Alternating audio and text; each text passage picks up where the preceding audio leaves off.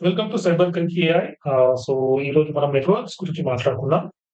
So నెట్వర్క్‌లో మనకు మొదటగా ఉండేది బ్రిడ్జ్ నెట్వర్క్. సో ఈ బ్రిడ్జ్ నెట్వర్క్ ఏంటంటే సపోజ్ ఇప్పుడు హ్మ్. ఓకే. ఇప్పుడు నేను ఏం చేశాను, నా పీసీ మనకి 192.168.0.1 అనే ఐపీ అడ్రెస్‌ని అసైన్ చేశాను. ఏదైతే public IP. Okay.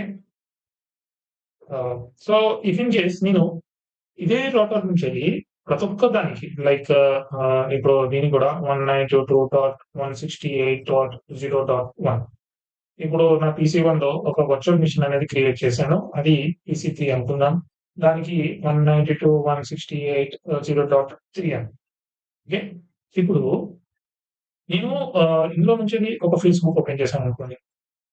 facebook.com open చేశాను. సో facebook.com ఓపెన్ చేశాక సో ఒక ప్యాకెట్ అనేది వెళ్తది. So via service provider. Okay.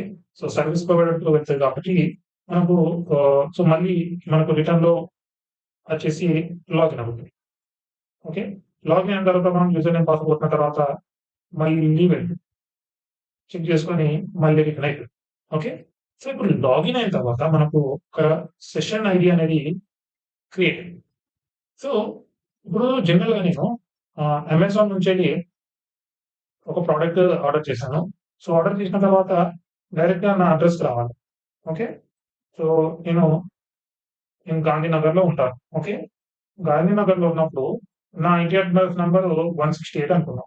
But 168 తోటి మా ఏరియాలో గూడా ఇంకొక హౌస్ నంబర్ గూడా ఉంది. సేమ్ గాంధీనగర్. సేమ్ పోలిక. సో నా అడ్రెస్ నేను సేమ్ స్టేట్ నేమ్ పెట్టాను. సేమ్ డిస్ట్రిక్ట్ నేమ్ పెట్టాను. సేమ్ పిన్ నంబర్ గూడా సేమ్ ఉంది. ఇక్కడికొచ్చేసరికి గాంధీనగర్ కూడా సేమ్ అయిపోయేసరికి ఏ ఇంటికనిపిస్తది.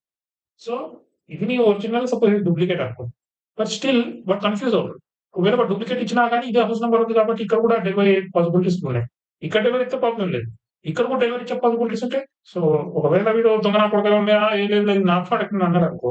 సో ఇక్కడ ఓటీపీ అట్లాంటిది ఏం లేకపోయినా గాని సో వీడు ఏం చేస్తాడు, తీసుకునే ఛాన్సెస్ ఉన్నాయి. ఈవెన్ దో ఇప్పుడు నేను ఎంత ఐపీ అడ్రెస్ నేను ఎంత ఐపీ అడ్రెస్ తీసుకున్నా కానీ, సో ఈ లాగిన్ అనేది సెషన్ ఐడీ ఎక్కడుంటే ఈ సెషన్ ఐడీ దేనికి క్రియేట్ అయితది? ఐపీ అడ్రెస్‌కి క్రియేట్ అయితది. సో ఈ లాగిన్ అనేది నేను ఫస్ట్ ఆఫ్ ఆల్ దీనికి కనెక్ట్ అయ్యాను. ఏంటిది 192.168.0.1 అనేది దీనికి తెలుసు. But A system PC 1 PC 2 అనేది దీనికి సంబంధం లేదు. ఎఫ్‌పి సర్వర్‌కి ఏ సెషన్ ఏ సిస్టమ్ అనేది దానికి అవసరం లేదు. ఏ ఫిజికల్‌గా ఎక్కడి నుంచి వస్తుందనేది కూడా అవసరం లేదు. దానికి కావాల్సింది మెయిన్ ఏంటిది? IP address. సో నేను సేమ్ ఐపీ అడ్రెస్ దీనికి కూడా 0.1 ఇచ్చేసరికి ఇఫ్ ఇన్ కేస్ ఈ ఈ పీసీటీ నుంచి నేను అదే సెషన్ ఐడీ క్రియేట్ చేసేసుకొని నేను లాగిన్ అవుదాం అనుకుంటే మాత్రం డెఫినిట్‌గా నేను లాగిన్ అయితా. సో నేను సర్వర్‌కి కనెక్ట్ అయిపోతా. ఈ ఈ దానికి సంబంధించిన మొత్తం నాదంతా వచ్చేస్తుంది. So whatever the logins over there నువ్వైతే దేనితోటి లాగిన్ అయినావో ఆ లాగిన్ తోటి నేను ఆబ్వియస్‌లీ చూడొచ్చు డైరెక్ట్‌గా నేను లాగిన్ అయ్యి నువ్వు ఏమేమి యూజ్ చేస్తున్నావో నేను అది కూడా సెపరేట్‌గా యూజ్ చేసుకోవచ్చు. Because the same IP address ఉండేసరికి ఆ సేమ్ ఐపీ అడ్రెస్‌కి సెషన్ ఐడీ క్రియేట్ అవ్వడం వల్ల ఓకే.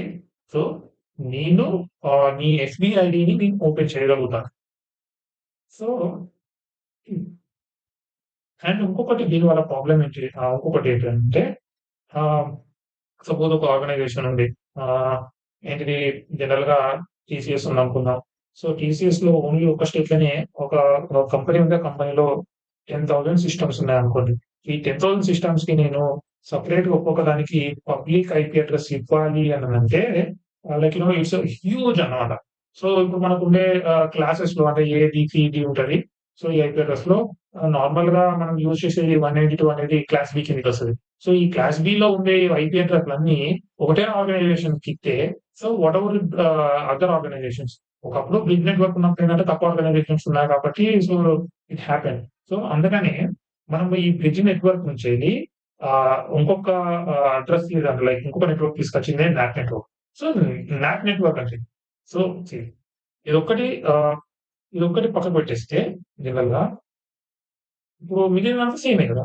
సో నేను ఏం చేస్తాను పీసీ 1 నుంచెళ్ళి ఆహ్, ఆహ్, దీనికి 190 సారీ ఇప్పుడు నా రౌటర్ దగ్గర మెయిన్‌గా ఒకటి పబ్లిక్ ఐపీ అడ్రెస్ ఉంది. ఓకే. సో, దీని పబ్లిక్ ఐపీ అడ్రెస్ ఏంటిది 192.168.0.1. సో, ఇప్పుడు నేనేం జేయాలి? ఈవెన్ సింపుల్‌గా ఇంకొక లాజిక్ కూడా చెప్తాను. సో, దీనికి మధ్యలో ఇంకొకటుంటదండి. నార్మల్‌గా ఇప్పుడు ఎయిర్‌టెల్ ఉందనుకోండి. సారీ, ఎయిర్‌టెల్ లేకపోతే జియో గాని. సో, వీళ్ళేం జేస్తారు? ప్రతి ఏరియాకి వీళ్ళకి సెపరేట్‌గా ఒక్కొక్క ఏరియాకి ఒక్కొక్క టవర్ ఉంటది. ఆ టవర్ నుంచెళ్ళి సపోజ్ ఒక పోల్ ఉందనుకోండి. ఈ పోల్ నుంచెళ్ళి ప్రతి ఒక్క హౌస్‌కి కనెక్షన్స్ ఇస్తారు. రైట్? సో, వీళ్ళు గూడా దీనికి సెపరేట్‌గా వీళ్ళేం జేస్తారనంటే సెపరేట్‌గా పబ్లిక్ ఐపీ అడ్రెస్ ఇయ్యరు. ఒకటే ఒక పబ్లిక్ ఐపీ అడ్రెస్ ఇస్తారు. సో, మన లెక్క ప్రకారం మన పబ్లిక్ ఐపీ అడ్రెస్ ఏంటిది? ఇది. సో, ఈ పబ్లిక్ ఐపీ అడ్రెస్ నుంచి మనం ఏం చేస్తాము, పీసీ1కి ఇక్కడ మనం ఒక ప్రైవేట్ కీ అనేది ఐపీ క్రియేట్ చేస్తాం. సో, ప్రైవేట్ ఐపీ కీ ఎలా ఉంటది? సపోజ్ 0.0 డాట్ అని ఉంటది. సంథింగ్ ఇక్కడ ఏదైనా పెట్టుకోవచ్చు. సో, నేనేం చేశాను పీసీ1కి 10.0.0.1 10.0.0.2 10.0.3 సారీ. 10.0.0.3 ఇప్పుడు నేను అంటే ఇప్పుడు ఒకవేళ నేను పీసీ1లో facebook.com ఓపెన్ చేశాననుకోండి. సో, ఫస్ట్ ఇదేం చేస్తది? దీని నుంచెళ్ళి దీనికి రిక్వెస్ట్ చేస్తది. ఓకే. సో, ఎందుకంటే ఇవి 2 ఇంటర్ కనెక్ట్ అయ్యింది. ఓకే.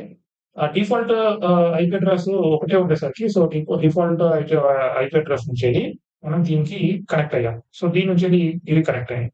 సో, మళ్ళీ ఇదేం చేస్తది? ఇంటర్నెట్ త్రూ సర్వర్‌కి కనెక్ట్ అయింది. సో, ఎఫ్‌బి ఏం చేస్తది? మళ్ళీ రిక్వెస్ట్ పంపిస్తది. మళ్ళీ దీని నుంచెళ్ళి దీనికి వచ్చేస్తది. ఓకే. సో, ఏం లేదు. మనం ఇప్పుడు ఇట్లా చూసుకుంటా పోతే మనం ఇప్పుడు సపోజ్ ఈ పీసీ1లో నేను ఒక వర్చువల్ మెషిన్ క్రియేట్ చేశాననుకో.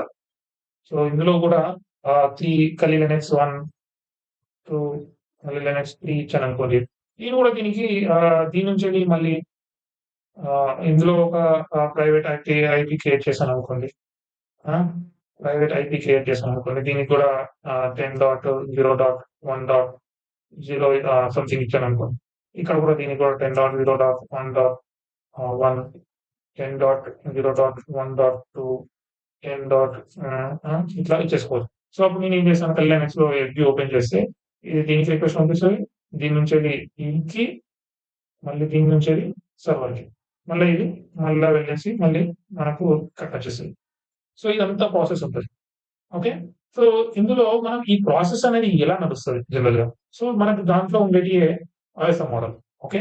సో, ఈ ఐఎస్ఎం మోడల్ నుంచెళ్ళి మనకు ఈ ఎంటైర్ ప్రాసెస్ అనేది ఎలా జరుగుతదనేది మనం నెక్స్ట్ వీడియోలో తెలుసుకుందాం. సో, అందరికి Jai Shriram and don't forget to like, subscribe and comment కూడా చేయండి ఏమన్నా డౌట్స్ ఉంటే. So, thank you.